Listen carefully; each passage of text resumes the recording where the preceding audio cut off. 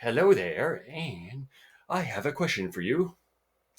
Have you been struggling with how to improve your setting in your crime fiction story?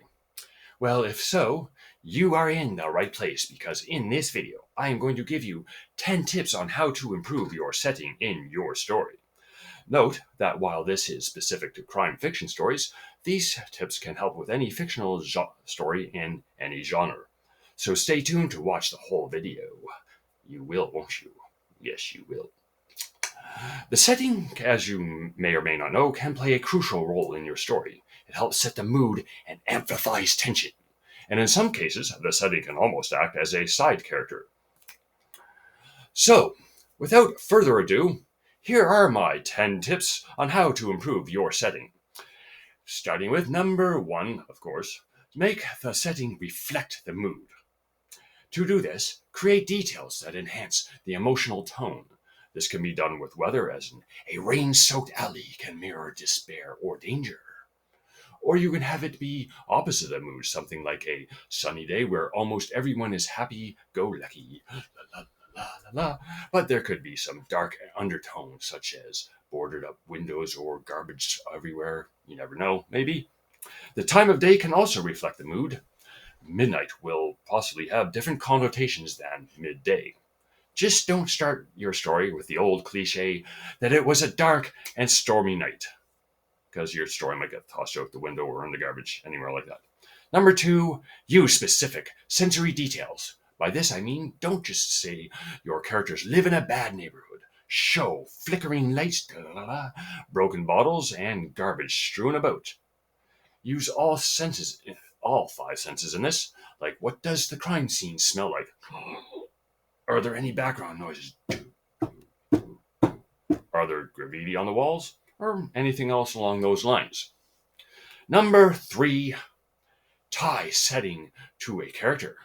Perhaps the protagonist has a prior relationship to the setting. The detective grew up in the neighborhood, might navigate the scene with more ease than one who didn't. Or he or she might have more dread as they go about their job, knowing the history of the area and the feuds among the residents. Number 4, turn the setting into a clue. To do this, you hide important information in the scene. There could be an odd layout of the room, an old picture, or the soil in the garden could be a clue if there are elements to it that are not native to the area. Or they could find DNA or bone fragments in the garden. Basically, like the Chekhov's gun thing, you plant details that pay off later in the story. The Chekhov's gun, in case you do not know, is if you have a gun in the scene, at some point, bam, bam, bam, bam, bam, the gun is going to get fired. Number 5, make the locations memorable. That is, unless you're using blandness as part of the deception, you will want to avoid generic descriptions.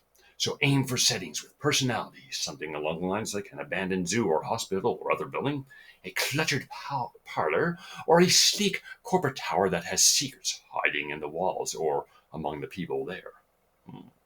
Number 6, use setting to build tension.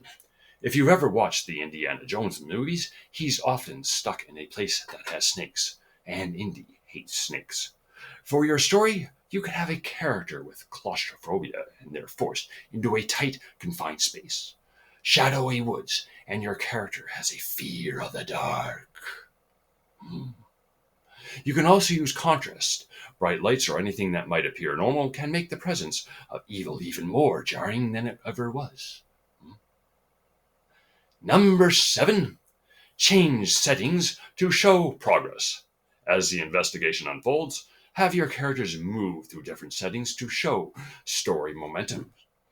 Each new location should reveal something new or raise the stakes. Changing settings can show progression, such as a clean public space transitions to a cluttered and muddy private home. Number 8, research real locations or make your own feel real. If you're setting your story in a place you are not familiar with, check out blogs from people who live in the area. You can also use Google Maps and Tourist Bureau information. There's really no excuse not to be research the area given these days in the internet and everything else. So do your job, writer person. And if you're using a fictional city, you can still make it feel grounded by using real crime statistics, geography, or history, or anything along those lines. Just make sure to change things up a bit so people from the area you're borrowing from don't get overly or completely offended. Hmm. Number 9. Layer in social economic context. Your setting can reflect themes like justice, inequality, or institutional rot.